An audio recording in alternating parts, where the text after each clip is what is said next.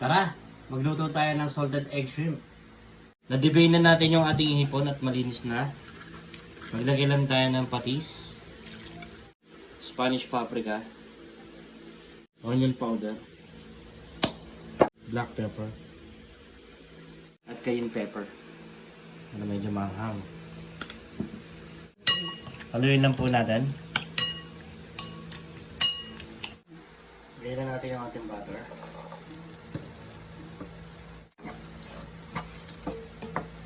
Lagyan na rin natin yung ating onion garlic. Ilagay na natin yung salted egg. Na egg yolk lang ang ating ginamit. Imamash lang natin.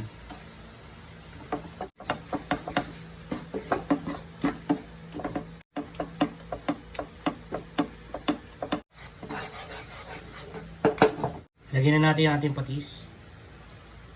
Lagyan natin ng sugar. Lagyan na rin natin yung ating siling pula at siling green. At haluin lang po natin ng maayos hanggang mag-combine lahat ng ingredients na nilagay natin. At mahinang apoy lang po At imas lang natin yung mga buong salted egg yolk. Then iset aside muna natin yung ating sauce. Magprito na tayo ng ating hipon. Lagyan natin sa ating cornstarch. Dip natin sa ating water. Dip natin sa ating cornstarch.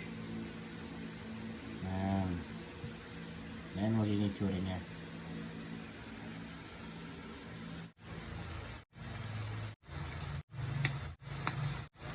Luto na yung ating hipon. Set aside muna natin. Lagyan na natin yung ating butter. Haluin lang po natin. Okay, pag tunaw na yung ating butter, pwede natin ilagay yung ating mint leaves. Pwede natin ilagay yung ating napritong hipon. At i-coat lang po natin ng maayos sa ating hipon yung ating sauce.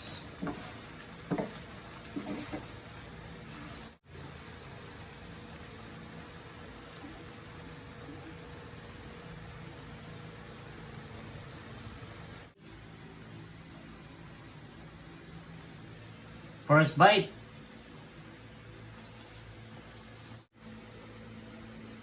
Sarap.